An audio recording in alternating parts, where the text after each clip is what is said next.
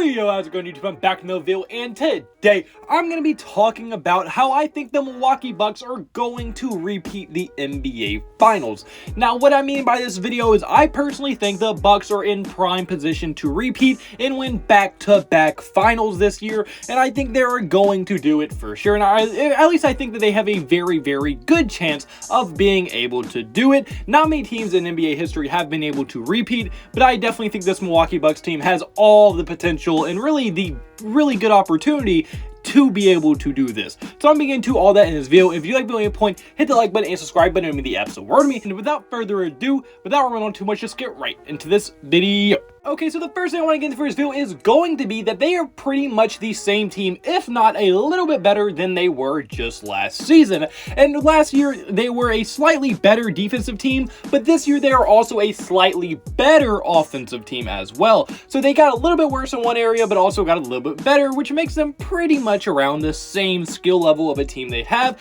Now, yes, there is a saying, if you're not improving or if you're not getting better, you're getting worse. But in this case, if you're not getting better, your ceiling or your floor from last year is the NBA Finals. So it isn't exactly that detrimental that they haven't improved as a team when that we already know that this team's potential is making the NBA Finals at their highest level. So I think for sure, although they haven't improved maybe in the ways you would want to see as a really good team should, they are also already so high up and already playing at such a high level, it is going to be quite challenging to be able to improve. And then when you also see that Brook Lopez has pretty much been out the entire season until right now that he just came back, it makes sense that they did get slightly worse on the defensive end. But fortunately for them, Brook Lopez is coming back, which is going to make them probably a little bit better on defense once again, and they're probably going to be full strength the entire playoffs, and will be looking like the Bucks from last year who made the NBA Finals and won it. So I think for sure, with how good they've been playing, they were able to sustain this level of success and the level of play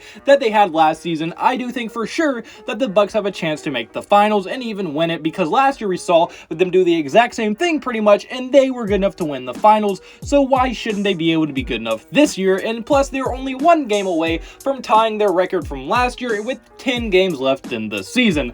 Now, I do know they only played 72 games last season, and it could be a little different, but at this time as well, they only had one more win. So they're pretty much the exact same team as they were last year. And if you're the exact same team as the team that just won the NBA Finals the year before, that is looking very, very good for your chances to be able to make it to the finals once again. Now, the second thing I do want to get in this video is going to be that the playoff situation this year is very eerily similar to how it was just last season. Now, what I mean by this is that everything really surrounding what this playoffs is going to look like is very, very, very similar to what it looked like last season. As if you even look at just the Western Conference right now, both LA teams are very injured. Kawhi got injured right in the playoffs, and then he didn't play for the rest of it, and Kawhi Leonard is still currently injured with that same injury and will most likely not be able to play for a lot of these playoffs as well. And on top of that, Paul George is out as well. Then you also look at the Lakers. Anthony Davis was out last year in the playoffs, and Anthony Davis is currently still out. And nobody really knows if Anthony Davis is going to be able to get back healthy enough to make a playoff run with the Lakers.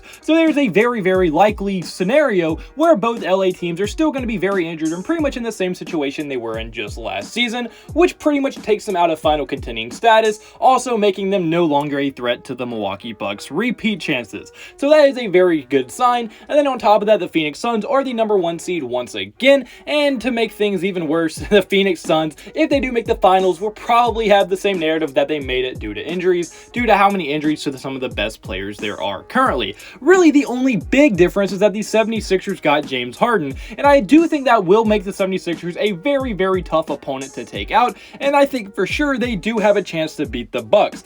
But if the Philadelphia 76ers aren't able to beat the Bucks, I really don't see a team that's going to be able to beat them in the East. Because yes, Brooklyn is very, very good, but with Brook Lopez being back on the Bucks, they match up well with pretty much everyone in the East. Because if you look at someone like the 76ers, you put Jrue Holiday on James Harden, Lopez can stick with Joel Embiid, and then they have nobody that's going to be able to guard Giannis on that team. Literally no one can guard Giannis in the league, but the Philadelphia 76ers especially, they have Matisse Thybulle, but he is not strong enough or big enough to guard Giannis, so he's going to be very, very hard for them to stop someone like Giannis, as they don't really have a good matchup to put onto him. And then if you have the Brooklyn Nets, they match up very good with the Nets, as Giannis on Durant is a very good situation, but then they can also throw Jrue Holiday at Durant, or they can put Jrue Holiday on Kyrie, which is going to be a very good matchup. Giannis and Durant are pretty much going to cancel each other out, and then you have Chris Middleton to be the X factor in that Brooklyn Nets series, and I think the Bucks just match up pretty much good with everyone else in the Eastern Conference. And then if you even look at all the other kind of like dark horse contending level teams,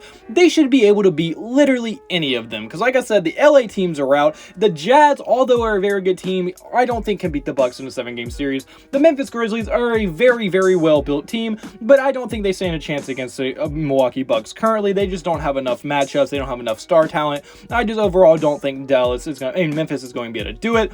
Dallas also, once again, not enough star talent. They only have Luka as a real star. I don't see them being able to beat the Milwaukee Bucks. Golden State could be interesting if they come out of the West, but the only problem is now that James Wiseman has been ruled out of Golden State from returning the rest of the season, it is going to be very hard to deal with the size and strength of Giannis, and the Milwaukee Bucks might be able to just straight up match up well and just bully them in the paint, because Kevin Looney is not guarding Giannis. Now, Draymond Green could throw some wrenches in that, but still, Giannis is Giannis, and he's going to be able to get a bucket. Jrue Holiday is one of the best perimeter defending guards in the league, and yes, they have Klay Thompson and Steph Curry, but he will at least be able to kind of get in the way of Steph Curry.